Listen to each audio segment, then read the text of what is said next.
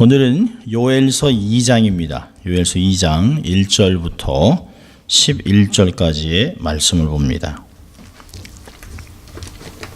요엘서 2장 1절부터 11절입니다. 시온에서 나팔을 불며 나의 성산에서 호각을 불어 이 땅 거민으로 다 떨게 할지니 이는 여호와의 날이 이르게 됨이니라. 이제 임박하였으니 곧 어둡고 캄캄한 날이요 빽빽한 구름이 끼인 날이라. 새벽빛이 산 꼭대기에 덮인 것과 같으니 이는 많고 강한 백성이 이르렀음이라. 이 같은 것이 자고 이래로 없었고 이후 세세에 없으리로다. 불이 그들의 앞을 사르며 불꽃이 그들의 뒤를 태우니 그 전의 땅은 에덴 동산 같았으나 그 후의 땅은 황무한 들 같으니 그들을 피한 자가 없도다. 그 모양은 말 같고 그 달리는 것은 기병 같으며 그들의 산 꼭대기에서 뛰는 소리가 병거 소리와도 같고 불꽃이 초계를 사르는 소리와도 같으며 강한 군사가 항우를 벌이고 싸우는 것 같으니 그 앞에선 만민이 송구하여 하며 무리의 낯빛이 하얘졌도다.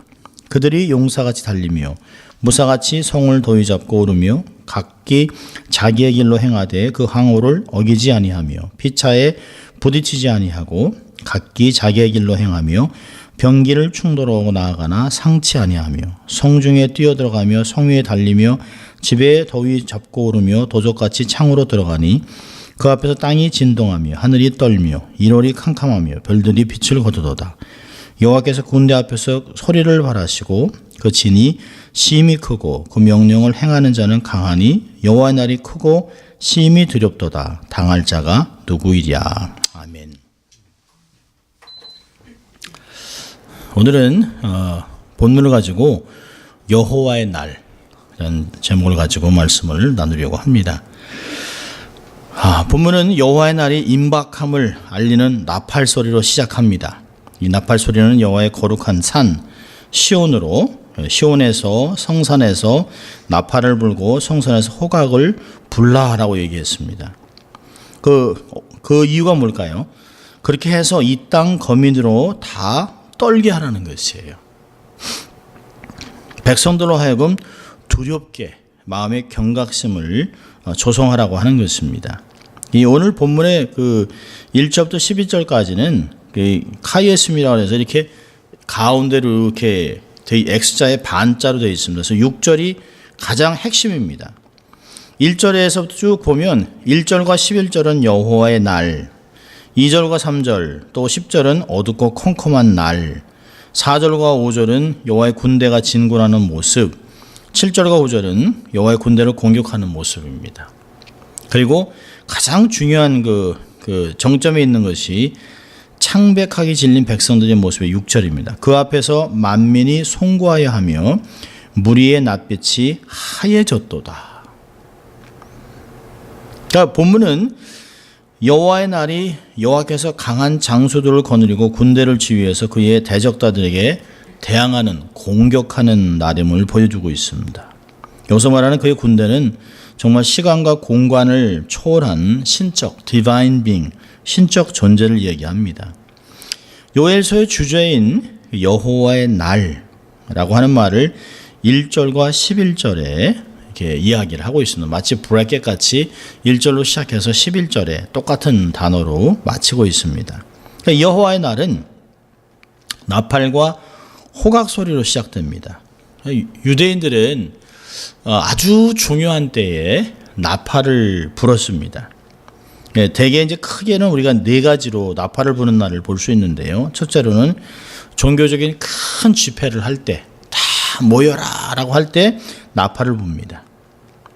또 성전에서 중대한 의식이나 행사를 할 때 나팔을 불었습니다. 또 세 번째는 왕이 등극할 때 온 나라 백성들이 기뻐하기 위해서 나팔을 불었습니다. 왕이 등극한다, 그런 의미입니다. 네 번째로는 이방 군대가 쳐들어오기 때문에 정신을 차려라, 잘 준비해라 라고 하는 그럴 때 나팔을 불었습니다. 우리가 요엘서 1장이나 2장까지 이렇게 보면 아마 이 요엘서에서 이야기하는 나팔은 네 번째 이방 군대가 쳐들어오기 때문에 그 이유로 나팔을 분 것입니다. 그럼 사실 이 나팔을 분다, 우리가 가끔 뭐 찬송도 하잖아요. 하나님의 나팔 소리 진동할 때 우리가 그런 찬양 합니다. 주님이 오실 텐데. 또 요즘 계속해서 제가 한 달 전에도 말씀드린 것 같이 세상의 온 곳곳에서 자꾸 하늘에서 구강 빠방 나팔 소리가 자꾸 들린다는 것이에요. 그러니까 예수 믿는 사람 같으면 주님이 오신다고 하는 것이 아닌가. 근데 세상 안 믿는 사람들도 왜 자꾸 하늘에서 저런 소리가 들릴까 불안해한다고 얘기를 해요. 하늘에서 무슨 일이 도대체 있길래 이런 소리가 나느냐라고 하는 것들을 이야기합니다. 그러니까 세상적으로 모든 사람들에게 하나님이 동일하게 특별히 하늘에서 어떤 것들을 이렇게 알리고 있습니다. 사실 이 나팔은 우리가 종말을 준비하고 있는 그 예수 믿는 성도들에게도 아주 중요하죠. 오늘 이 요엘서를 근거로 해서 본다면 하나님의 나팔이 울리는 그 여호와의 날은 구원의 나팔이 아닙니다. 심판의 날을 선언하는 나팔입니다. 하나님의 백성이 멸망을 당하는 전쟁의 나팔을 부는 나팔이기 때문에 그렇습니다. 그리고 이에 대한 경각심을 일으키는 것이 호각입니다. 그래서 성산에서 호각을 빽 하고 불면 사람들이 두려워합니다. 이게 원수가 쳐들어오나 보다. 그래서 마음이 굉장히 불안해집니다. 그러니까 여호와의 날에 나팔을 불고 호각을 불어서 전쟁이 임박한 것을 알리는데요. 그래서 이 땅 거민이 다 떨게 하라고 얘기했습니다. 자, 근데 이 땅에 거민은 누구를 얘기할까요? 본문에서는 불신자를 이야기하는 것이 아닙니다. 하나님의 말씀을 어기고 우상을 숭배하고 말씀에 순종하지 않았던 언약 백성들에게 하나님이 경고하시는 것이에요. 그러니까 시온을 대상으로 해서 부는 것이에요. 성산에서 호각을 불고 있습니다. 그러니까 이들로 하여금 예수 믿는 사람들이 또 그 하나님을 섬겼던 사람들이 이 호각 소리와 나팔 소리를 들으면서 마음에 경각심이 생기는 거죠. 주님이 오실 텐데 정말 잘 살아야겠다. 그러니까 특별히 요엘서는 경각심과 함께 두려움을 조성하는 그런 소리가 나고 있습니다. 시온에서 나팔을 불고 성산에서 호각을 불어서 그 땅 거민들에게 여호와의 날을 선포하라고 얘기하고 있습니다. 여호와의 날이 이르게 됨이니라. 그러면서 이제 임박했다. 가까이 왔다는 거예요. 거의 얼굴 가까이 왔다라고 얘기하고 있습니다. 그러니까 하나님이 강림하실 때 대개 그분의 강림을 알리기 위해서 그 양각나팔을 붑니다. 뿌 하고 불어요. 어떤 분은, 제가 아는 분은 그 전화 소리가 그 양각나팔 소리예요. 그 얘기하다가도 뿌 하면 전화가 왔다. 그래서 왜 그런 소리를 해가지고 사람을 깜짝깜짝 놀라게 합니까? 그랬더니 이분이 하는 얘기가 그 소리를 들을 때마다 주님이 오실 때가 가까이 왔다라고 자기를 스스로 돌이키고 내가 경각심을 가지고 내가 경건을 지켜야지 스스로 자기를 채찍질하기 위해서 그렇게 했다고 얘기를 해요. 그래서 제가 그 소리 어디서 찾았냐고 얘가 얘기를 물어본 적도 있습니다. 그러니까 여호와의 날은 하나님이 어떤 일을 큰 주님이 이 땅에 임하셔서 심판을 하기 위해 임하시는 그것을 알리는 팡파르로 시작됩니다. 그러니까 여호와의 날은 도대체 어떤 날일까요? 여호와의 날이 정말 밝고 기쁘고 즐겁고 행복한 그런 날이 아닙니다. 여기 보니까 2절에 어둡고 캄캄한 날, 빽빽한 구름이 낀 어두운 날, 새벽빛이 산꼭대기에 덮인 것 같이 이게 밝지 않다는 것이에요. 어둡고 컴컴한 날은 특별히 이제 성경에서 그 역사서나 선지서나 이렇게 시편, 잠언 이런 그 모든 성경들이 다 뭘 근거로 하고 있냐면 모세오경을 근거로 하고 있습니다. 그리고 모세오경 중에서 가장 중요한 출애굽에서는 출애굽을 했던 것들을 얘기하면서 여기서 어둡고 컴컴한 날을 얘기할 때 무엇을 뜻하고 있냐면 출애굽 때에 여호와께서 애굽에 내린 재앙을 연상케 하는 것이에요. 캄캄한 마지막 심판하는 날을 얘기합니다. 하나님께서 애굽 땅에 내리셨던 것 같은 어둠을 여기서도 내리고 있습니다. 그리고 그 가운데 하나님이 나타나고 계세요. 그러니까 이사야 60장 2절에서도 하나님께서는 영광을 드러내기 위해서 어둠으로 온 땅을 덮고 캄캄함이 만민을 가리게 한다라고 이야기하고 있습니다. 그러니까 어둡고 캄캄한 날은 심판의 날이에요. 하나님은 꼭 밝고 환한 가운데만 오시지 않습니다. 어두움 가운데도 심판주로 나타나셔서 당신이 어떠한 분인가를 당신을 계시하고 있는 것들을 볼 수 있습니다. 오늘 얘기하는 여호와의 날은 어둠의 날이에요. 특별히 요엘 선지자는 캄캄하고 빽빽하고 두렵고 떨게 하고 이런 그 불이 나고 이런 것들을 해서 계속 공포에 관한 단어들을 가급적 많이 사용하고 있습니다. 이 날은 캄캄한 정도만 아니라요. 이 날은 땅이 진동하는 날입니다. 여호와의 날은 세상에 어둠이 임하는 하늘의 천기 변화가 막 일어나고 또 땅이 진동하고 불과 화염이 온 땅을 뒤덮습니다. 3절을 보니까 얘기하고 있어요. 불이 그들의 앞을 사르고 불꽃이 그들의 뒤를 태운다고 얘기했습니다. 10절에서는요. 그 앞에서 땅이 진동하며 하늘이 떨며 일월이 캄캄하며 별들이 빛을 거두었다라고 얘기하고 있습니다. 그러면서 3절에 이전의 땅은 에덴 동산 같았으며 그렇게 참 좋았는데요. 그 불이 지나가고 나서 땅이 황무한 들 같다라고 얘기합니다. 그러면서 그 불을 피할 자가 없다는 거예요. 불같이 다가오는 그 원수들을, 그 군대들을 피할 수 없다는 거죠. 그러니까 여호와의 날은 불이 세상을 태우는 날이에요. 그래서 이 세상에 즐겼던 모든 것들이 허무하게 완전히 싹 없어지는 그런 날입니다. 에덴 동산 같은 땅이 황무한 들로 변해버립니다. 언젠가는 우리에게 이런 일이 벌어질 것이에요. 우리는 늘 세상이 변하게 해서 점점 좋아지는데 얼마나 좋은 일들이 많이 생기는데 이전 사람이 전혀 경험하지 못하고 느끼지 못하고 즐기지 못했던 것들이 우리 삶에 얼마나 많은가라고 생각하지만 우리는 많이 착각하고 살아갈 때가 많이 있습니다. 이 날이 이렇게 두려운 일은 왜 그럴까요? 이 날은 여호와의 날은 하나님께서 사령관으로 하늘의 군대를 지휘해서 진군하고 공격하는 날입니다. 4절부터 6절까지 7절부터 9절까지 이 전쟁을 지휘하는 자가 바로 하나님이라고 얘기하고 있어요. 11절에 보니까 이렇게 하고 있어요.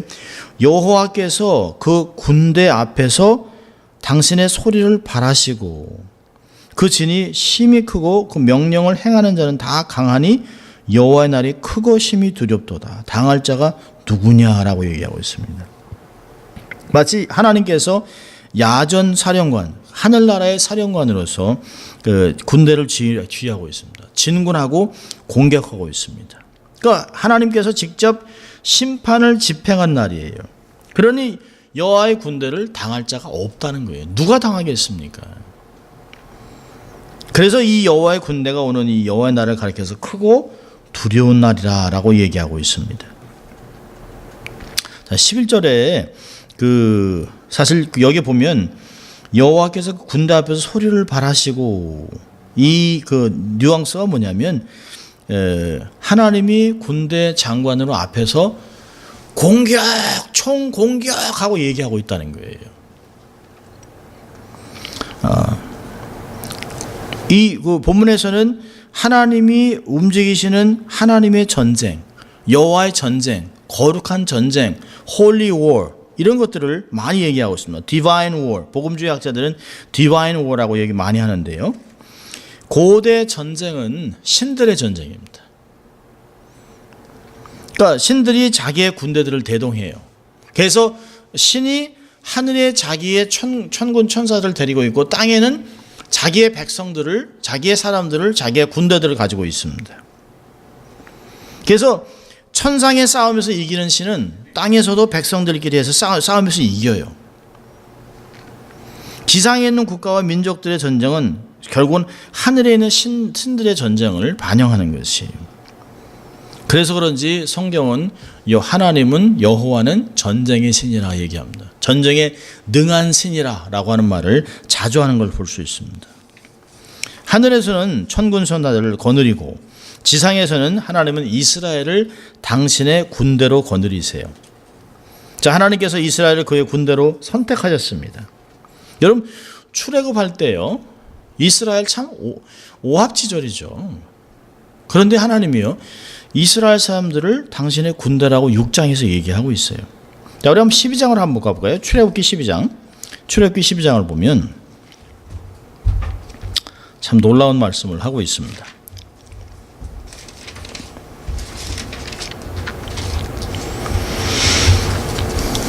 자, 먼저 6장을 먼저 볼까요? 6장 26절을 먼저 보고 12장 41절을 보겠습니다. 우리가 출애굽하면 특별히 이스라엘 이야기만 생각을 하는데요. 모세, 그다음에 아론 이런 얘기를 많이 합니다만은 출애굽기 6장 26절을 보면 이런 말을 합니다.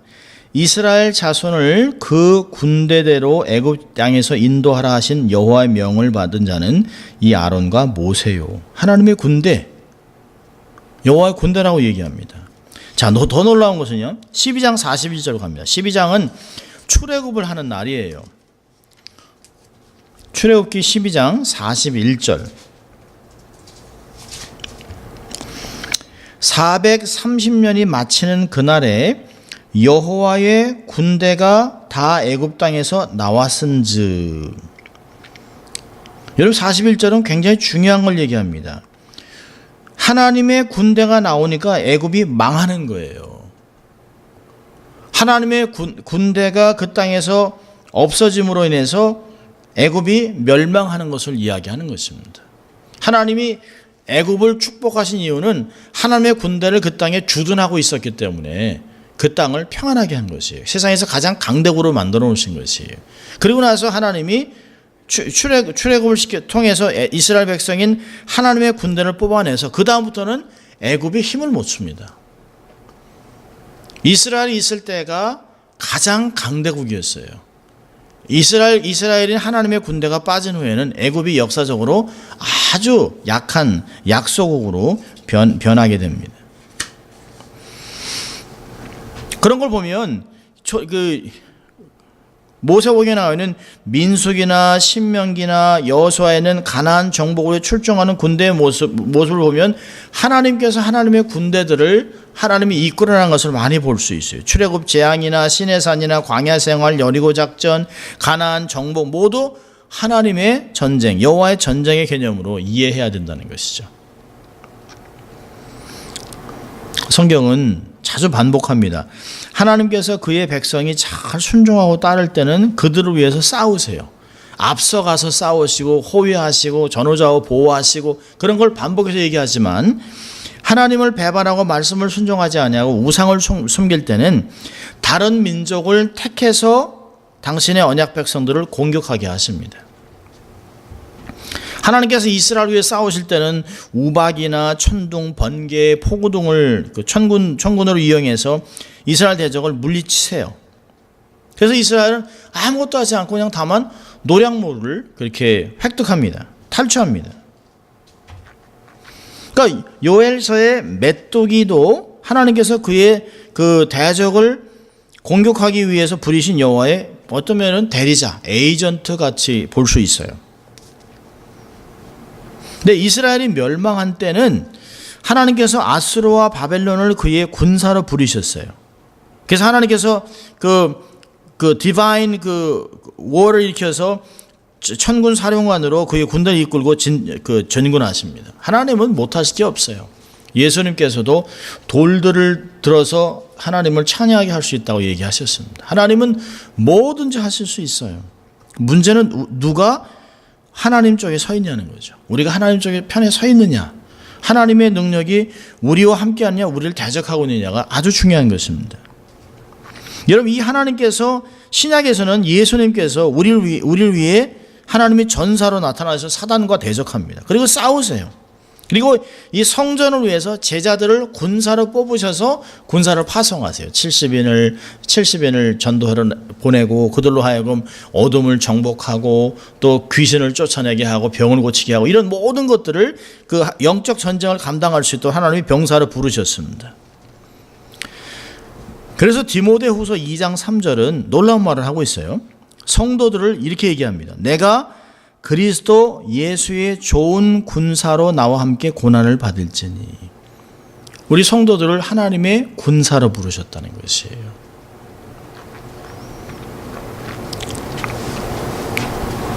오늘 그 4절부터 6절까지 보면 하나님의 군대가 진군하는 모습이 나오고 있습니다.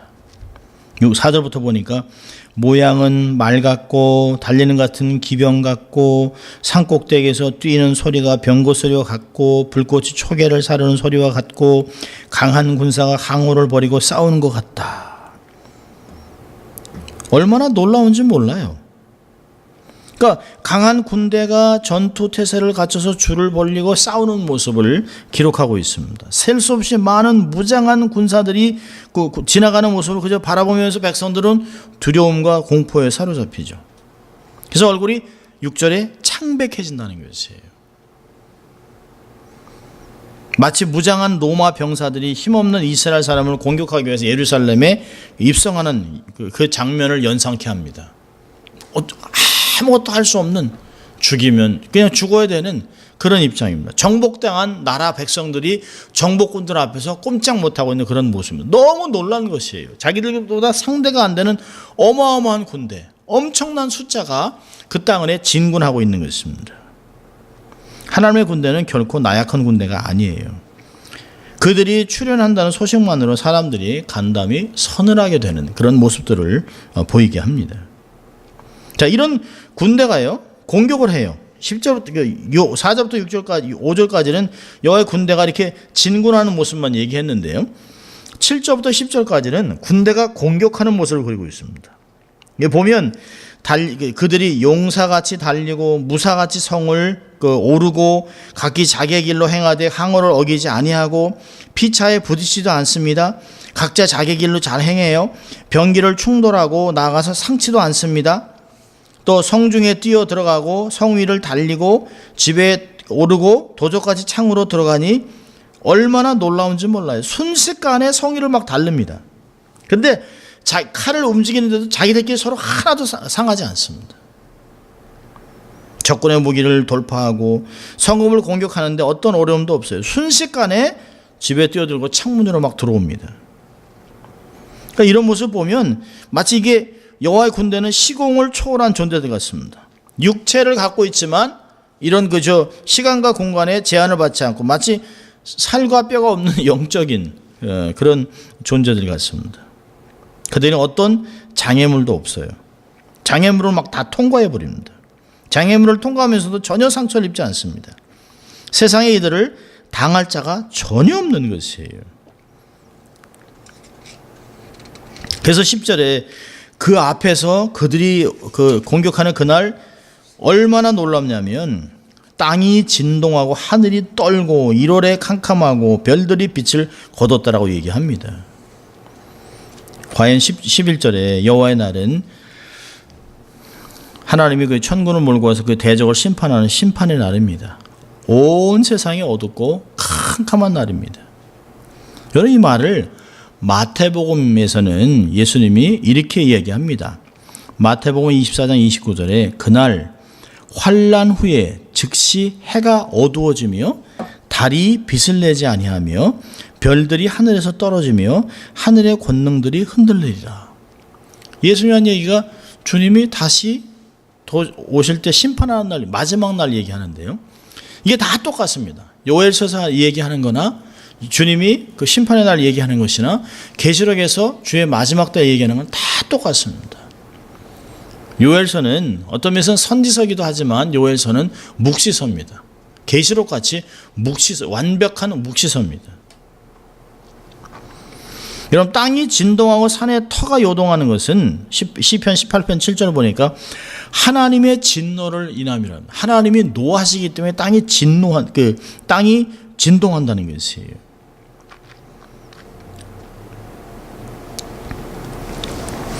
그들이 출현만 해도 두려워서 덜덜덜덜 떨 수밖에 없습니다.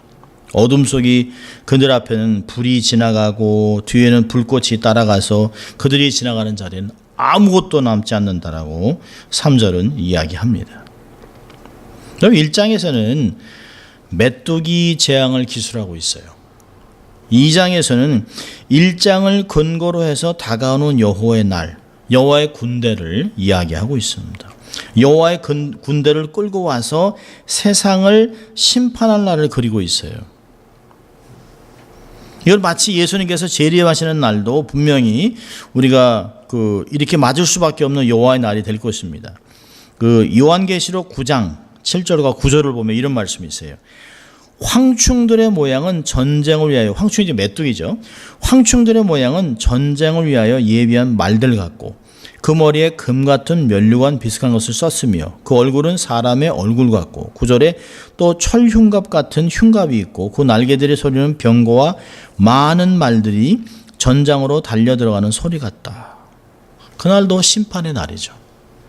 그러니까 요엘서는 유다가 말씀을 순종하지 않고 결국은 바벨론에게 멸망할 것을 예고하면서 그것과 함께 예수님이 초림하고 다시 재림할 때 마지막 계시록까지의 묵시록을 다 이야기하고 있습니다.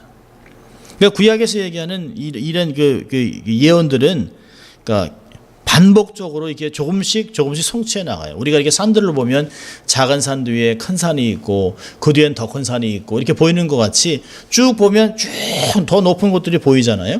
그렇게 하나님의 예언이 한 번 성취되고 또 그리고 그 뒤에 성취되고 재림 때 오는 그런 모습들을 계속해서 이야기하고 있습니다. 여호와의 날, 심판의 날이 도래하고 있다.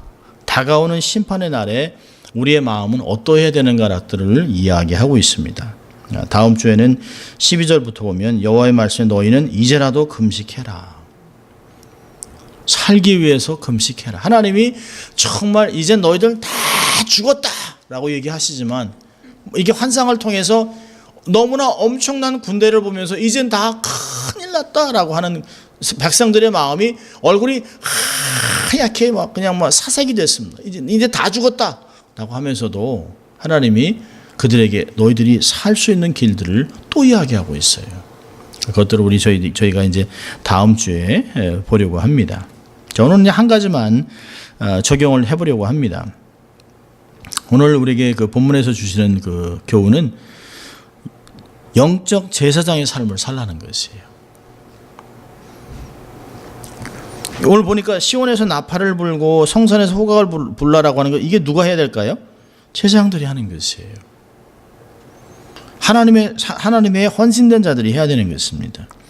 세상에 주는 것에 취해서 혼미한 상태에 있는 사람들의 심령을 깨우고 주의 다시 오심을 세상에 알리는 삶을 우리는 살아야 되는 것이죠. 결국은 이사야서 얘기하는 파수꾼의 삶을 살아야 된다는 것이에요. 이 땅에 파수꾼이 되어야 합니다. 여러분 에스겔서 한 33장을 볼까요? 에스겔서 33장을 보면 우리가 그렇게 살아야만 하는 이유를 이야기합니다. 에스겔서 33장 2절부터 4절입니다.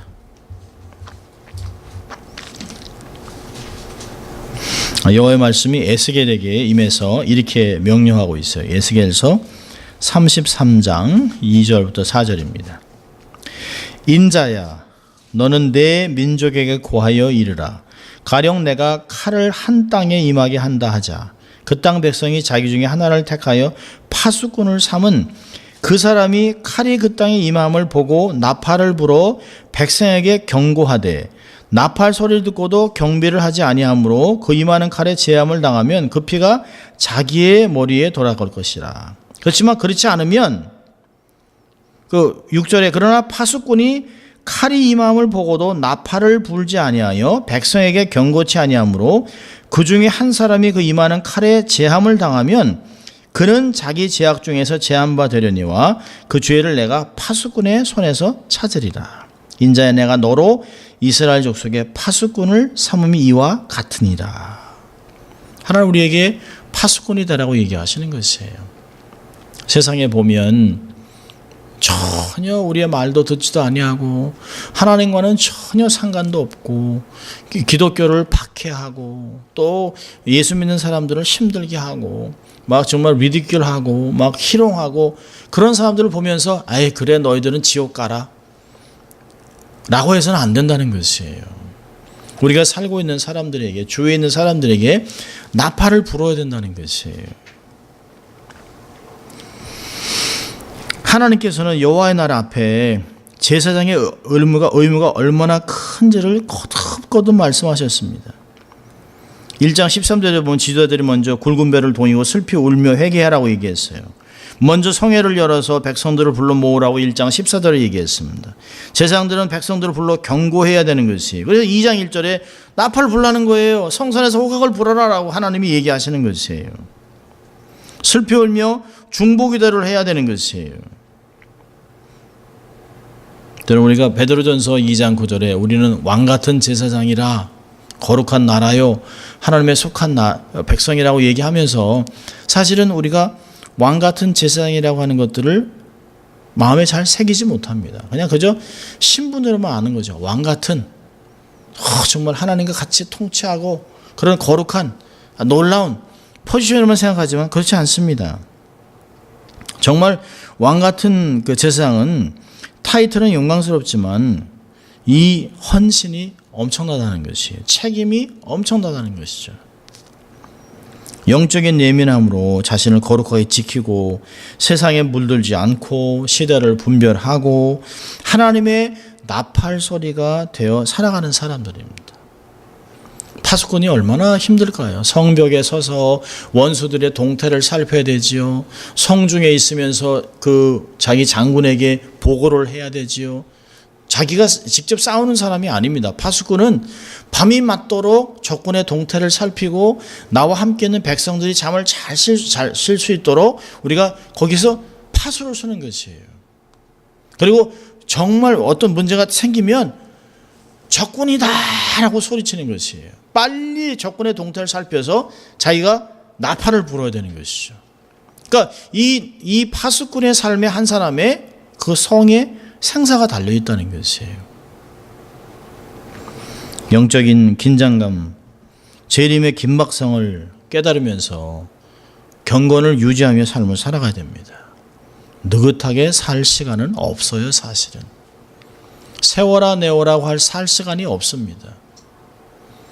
요즘은 정말 나이가 먹어가는 것도 있지만 일주일이 어떻게 이렇게 빨리 지나가는지 몰라요.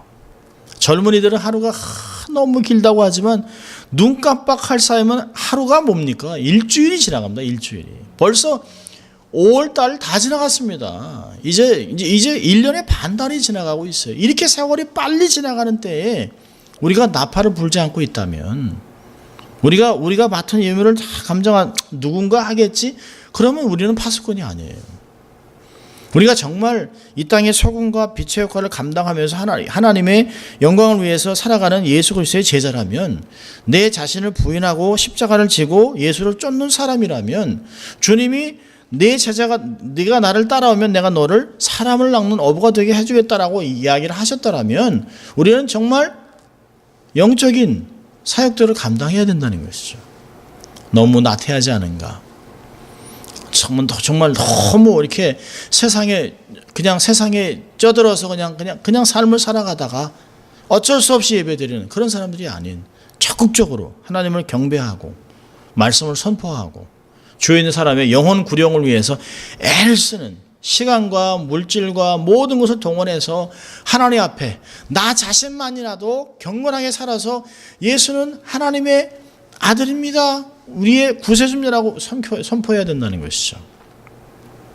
제가 지난주에 제가 섬기는 학교에 졸업식이 있었습니다. 졸업식이 있어서 졸업식을 하고 한국에서 오신 분들이 너무 이렇게 아무것도 못하고 계셔서 한국에서 오신 분들을 몇 명을 모시고 이제 이렇게 쭉 헐리우드 그 맨스 차이니스 티어터 이쪽에 이렇게 거기를 좀 구경시켜 드렸어요. 얼마나 사람들이 많은지 몰라요. 사람들이 가서 여자들은 또 뭐 마린 물르고 손에서 손 찍어보고 신발 찍어보고 사진 찍고 하는데요. 거기에 한국 사람 한 분이 딱 서서 예수천당 불신지옥, 그리고 그 마이크로 녹음이 된 영어로 계속 그 이제 백인이 녹음한 걸 이제 그 틀고서 혼자 서서 있습니다. 지나가는 사람 막 시끄럽다고 막 이러는데요. 아랑곳하지 않고 계속 있는 제가 너무 부끄럽더라고요. 제가 그분한테 그랬습니다. 수고하시네요. 힘내십시오. 저한테 그랬어요. 그분이. 목사님이세요? 저희를 대신해서 하시네요. 힘내십시오. 하나님이 이거 기뻐하시죠. 그러면서 한편으로는 나도 정말 맡은 바를 해야 될 텐데라고 하는 생각들을 하는 거죠. 그분은 정말 이 헐리우드에 가서 파수꾼의 역할을 하는 거죠. 나팔을 불고 있습니다. 사람들 하여금 그 중에 지나가던 사람이 한 사람이라도 우리 같은 사람은 듣는 거잖아요. 저렇게 예수 얘기를 하는구나. 천국에 대한 소망의 메시지를 전하고 있구나. 불신은 지옥을 간다구나. 이런 이야기를 하고 있는 걸 보면 얼마나 대단한지 몰라요. 그런 사람들을 보고 부끄러워하고 그냥 그런 것이 아니라 우리도 적극적으로 파수꾼의 삶을 살아가는 마지막 때 영적 제사장의 삶을 사는 저희들 될 수 있기를 주의 이름으로 축원합니다. 기도하겠습니다. 하나님 아버지 감사합니다. 오늘도 본문을 통해서 여호와의 날이 올 때 영적인 제사장들은 어떻게 해야 될 것인가를 경고해 주시고 가르쳐 주신 주님 감사합니다.